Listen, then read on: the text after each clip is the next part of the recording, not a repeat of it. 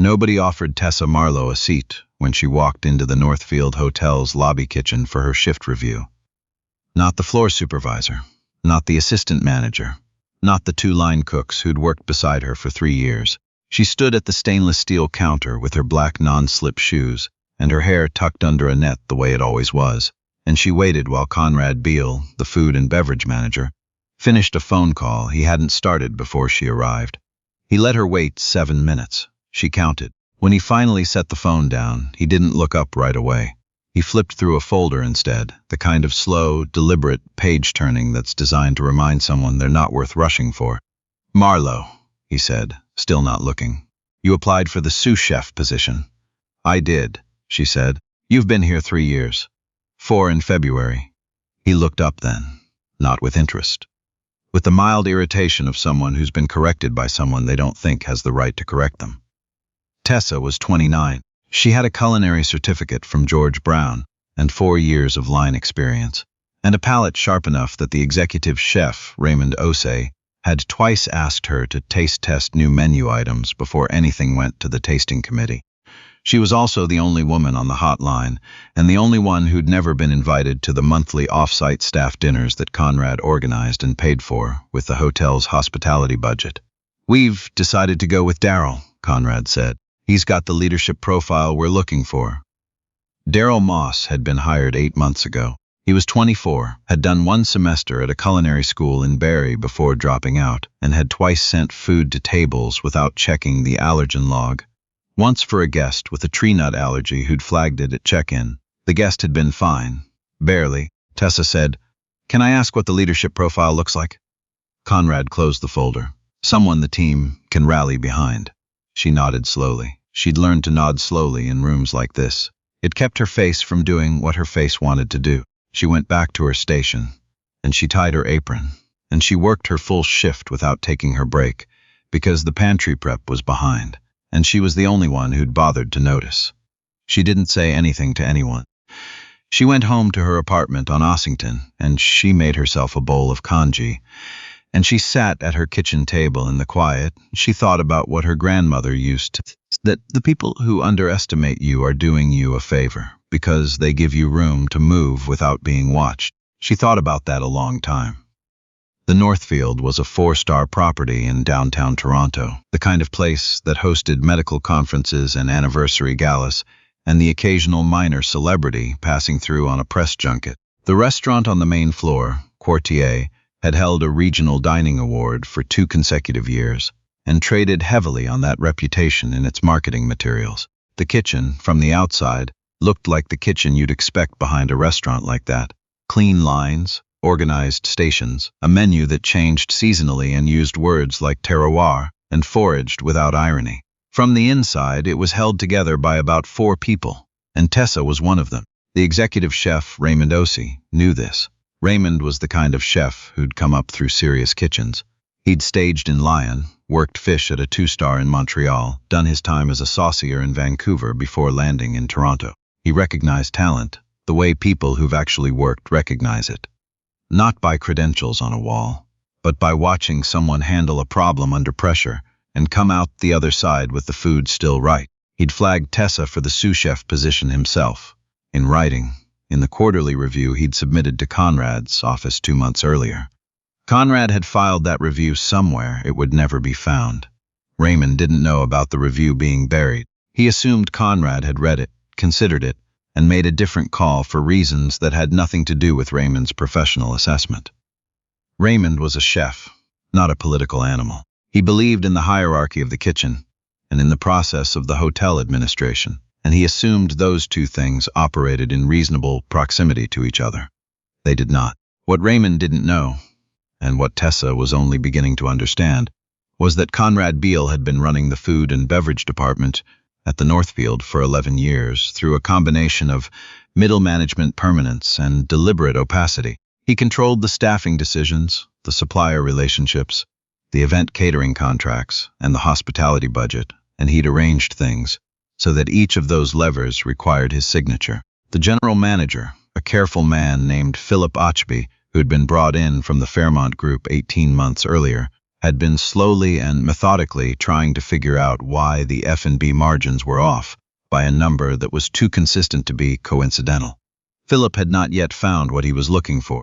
He was, in the meantime, eating at Quartier 3 or 4 times a week, usually at the bar, usually ordering off the regular menu and sometimes asking for things that weren't on it just to see what happened. Tessa didn't know any of this. She knew the bar seat in the corner had been occupied more often lately by a man in a good jacket who ordered the duck and always sent compliments to the kitchen via the server. She knew because the server, a young woman named Bea, always reported it at the end of the night with an enthusiasm that suggested she was hoping for a good tip to follow. The man always left a good tip. 25%, Bea said, every time. He never asked to speak to the chef. It was a Tuesday in late November when it happened. Tessa remembered it specifically because Tuesday was the day the produce delivery came, and the November delivery had been deteriorating for 3 weeks. The supplier had changed their cold storage protocols, and nobody in purchasing had caught it. She'd been flagging it through the proper channels since the beginning of the month, sending emails to Conrad's office, with subject lines like "produce quality," "urgent," and receiving either no reply or a reply that said something like "noted, we'll follow up." Nothing had been followed up. That Tuesday, the delivery included a crate of heritage tomatoes that had been promised for the Wednesday dinner service, a private event for 40 guests, a law firm's client appreciation dinner, the kind of booking that accounted for a meaningful slice of the monthly revenue.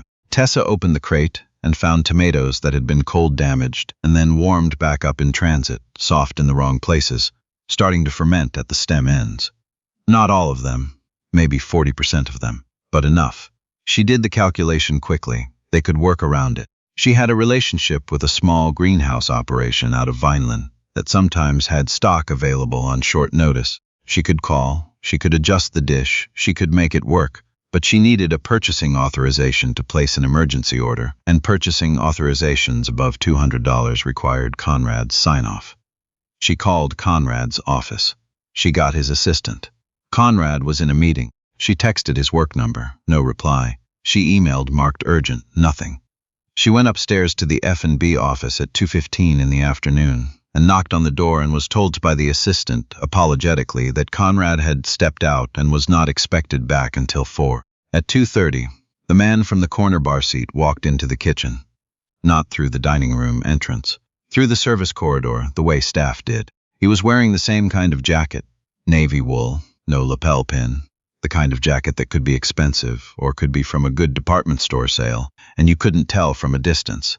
He wasn't tall. He had the kind of face that didn't announce itself, and the kind of posture that said he'd been in a lot of rooms and was comfortable in most of them. He introduced himself to Tessa as Philip. She said, "Kitchen's not open for tours right now." "I know," he said. "I'm the general manager." She'd seen Philip Achibi's name on the internal communications. She'd never put a face to it. She looked at him and she thought, with a very specific clarity, about the email she'd sent to Conrad's office 6 days ago with the subject line, "Staffing Equity," request for review, that had received no reply either. She said, "Did Conrad send you down?" "No," Philip said. "I came because I wanted to see the kitchen before service, and because I've been told the Tuesday produce delivery has been a problem." She looked at him for a moment. "Who told you that?" "One of your emails got forwarded to me. By accident, I think. Or possibly not by accident, Bay, she thought. Or Raymond, or someone who'd decided that the proper channels had been failing for long enough." She showed him the tomatoes. He looked at them the way someone looks at something they already suspected, but needed to see with their own eyes. He picked one up, pressed his thumb gently into the side, felt the way the skin gave too quickly, set it back down. "How long has the delivery been like this?" he asked. 3 weeks. "And you've been reporting it?" "Every week." He nodded. He didn't say anything else about the tomatoes. He looked around the kitchen. Not the way an administrator looks at a kitchen, with interest in the surfaces and the organization, but the way someone looks at a system they're trying to understand. He looked at the stations. He looked at the prep list on the board. He looked at the schedule posted by the walk-in door, and he was quiet for a moment in front of it. "Who built this schedule?" he asked. "Conrad's office sends down the template. I usually adjust the stations, but the hiring decisions, the position placements, those go through Conrad." "Yes," Tessa said. And then, because she was tired and because something about the straightforwardness of this man made it seem like the right thing to do, she said, "The sous chef position was posted in September. I applied. I have 4 years here, and Chef Osi recommended me in writing. The position went to someone else." Philip looked at her. "Who?" "Daryl Moss. He's been here 8 months. Where's Daryl now?" "He called in for the last 2 Tuesdays. And last Friday." Philip was quiet again. He looked at the schedule. He looked at the schedule again. "Call your greenhouse contact," he said. "Place the order. Send me the invoice directly." He gave her his email address, not the general info address, his actual address. "And send me a summary of the produce issues. Dates, photos if you have them, the emails you sent. Whatever you have," she said. "That's going to go to Conrad." "No," Philip said simply. "It's going to come to me." What happened over the next 72 hours, Tessa only understood in full later, when pieces of it got back to her through Raymond and through Bia and through the particular kind of quiet that settles over a workplace when something large is in motion underneath the ordinary surface of things. Philip had been at the Northfield for 18 months. He'd come from a Fairmont property in Calgary where he'd built a reputation for doing exactly this. Coming into a hotel where the margins were wrong and the culture was off, and finding the place where the two problems connected. He was methodical and he was patient, and he did not announce himself or make speeches or call all-hands meetings. He ate at the restaurant. He walked the service corridors. He read the emails that came to his inbox, and when an email about produce quality arrived from a line cook he'd never met, forwarded from a chain that had apparently been looping in circles for 3 weeks, he'd come to see for himself. What he found in the F&B records, once he had a reason to look at them properly, was a supplier relationship that had been billing the hotel at one rate and delivering at another. Not dramatically, not enough to flag automatically, but consistently, over time, the kind of consistent that added up. The produce supplier was a company that Conrad had switched to 2 years ago, replacing the previous supplier on grounds of cost efficiency. The new supplier had a contact in their sales division who'd worked with Conrad at a previous property. Philip did not confront Conrad directly. He called the hotel's parent company's regional director of operations, a woman named Shirley Bautista, and he presented her with the pattern in the numbers and 3 weeks of produce complaints that had been routed to Conrad's inbox and gone unaddressed, and he asked her what she'd like to do. What she'd like to do, it turned out, was act quickly and quietly, which was exactly how it happened. Conrad Beale cleared out his office on a Thursday morning. The 2 people who saw him do it were Bia, who was passing by on her way to a pre-shift meeting, and the housekeeping supervisor, who said nothing at the time but told Bia later that Conrad had looked like a man who'd been expecting it for a while and was mostly just relieved it was over. Raymond called Tessa into his office the following Monday. She went in with the same careful posture she'd practiced for rooms like this, the measured breathing, the neutral expression, the hands loose at her sides. She'd spent the weekend trying not to read too much into the Thursday developments, trying not to build herself a version of the story that ended a particular way and then be wrecked when it didn't. Raymond was sitting behind his desk and he had 2 pieces of paper in front of him and he said, before she could say anything, "I'm sorry it took this long." She sat down. "The sous chef position is yours," he said, "effective the 1st of December. The salary is here." He slid one of the papers across the desk. She looked at the number. It was higher than the number she'd calculated when she applied. Philip asked that we make the transition properly with a full announcement to the team. She looked at the paper for a moment. She looked at the number again. "What about Daryl?" she said. Raymond's expression shifted slightly, not unkindly, but with the particular precision of someone choosing words carefully. "Daryl has been placed on a performance review. That's a separate matter." Tessa nodded. She thought about the allergen log. She thought about the absences. She thought about a Tuesday 3 weeks ago, when she'd found Daryl in the walk-in cooler on his phone, and the sauce he was responsible for had been sitting too long on too low a heat. And she'd fixed it without saying anything, because saying something would have meant a confrontation. She wasn't sure she had the standing to initiate. "I want to reorganize the station assignments," she said. "That'll be your call," Raymond said. She thought about the prep list on the whiteboard. She thought about the greenhouse supplier in Vineland, who'd delivered 40 beautiful tomatoes the previous Wednesday at 7 in the morning, still cold from overnight transport, not a soft one in the lot. "I'll have a proposal on your desk by Wednesday," she said. Raymond smiled, a real one, the kind that reached the corners of his eyes. "I told Philip you'd say something like that." She stood up, she shook his hand. She went back to her station and she started the Wednesday proposal in her head, before she'd even tied her apron, running through the station assignments with the specific pleasure of someone who has been thinking about how to fix something for a long time, and has finally been given the room to fix it. The law firm dinner went well. It always did when the produce was right, and the line was staffed properly, and nobody was texting in the walk-in. The guests ate the tomato dish. She'd built a roasted heritage tomato and smoked whitefish starter that used the Vineland order, and a preserved lemon she'd been working on for weeks.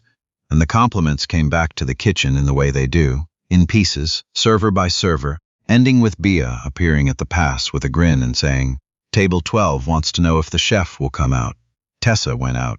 She didn't go out often. It wasn't her preference. She was more comfortable at the pass than in the dining room. More comfortable with the language of heat and timing than with the performance of it. But she went out that evening, and she stood at table 12, and she talked about the greenhouse in Vineland, and the lemons she'd preserved in September, and the whitefish that came from a supplier out of Kenora, and she watched the faces of the people at the table, and she felt, for the first time in a while, that she was standing exactly where she was supposed to be. Philip was at the bar, not in the corner tonight, at the bar proper, with a glass of the Niagara Riesling that Tessa had suggested to the sommelier 3 months ago when the wine list was being revised. He'd ordered it before she'd come out to the dining room, according to Bea, who noticed things like that. He raised the glass slightly when he saw her. That was all. She nodded back. She went to the kitchen. She finished service. There's a thing that happens in kitchens, and in workplaces, and in any place where people's labor is the thing that keeps everything running. A quiet, grinding arithmetic, where the people who are actually holding things together are paid less, and promoted less, and heard less than the people who are good at managing upward. It doesn't announce itself. It doesn't wear a name tag. It just happens, day after day, in the accumulated weight of the meetings not invited to, and the positions not considered for, and the emails that go unanswered, until the person doing the holding together starts to wonder if maybe the system is right and they're wrong. Tessa Marlowe was not wrong. She'd known she wasn't wrong.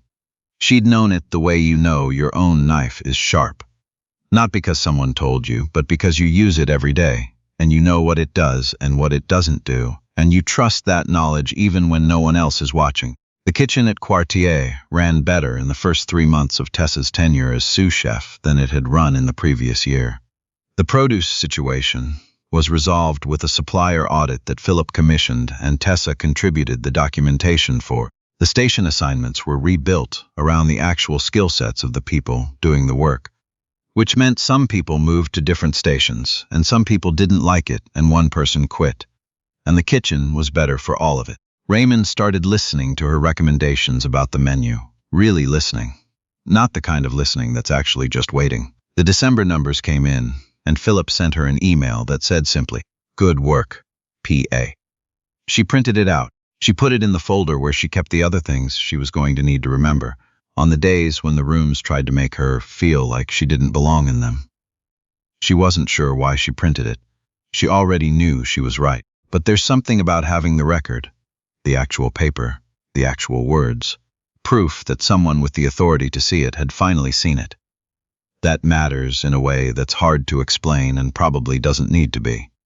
You don't do good work because someone is going to notice. You do it because the food has to be right and the kitchen has to run, and the people eating at table 12 deserve the same care as the people at table 1, regardless of what jacket they're wearing or what they look like or whether anyone remembers to offer them a seat. But when someone notices, when someone finally actually notices, that matters too. Don't let anyone tell you otherwise.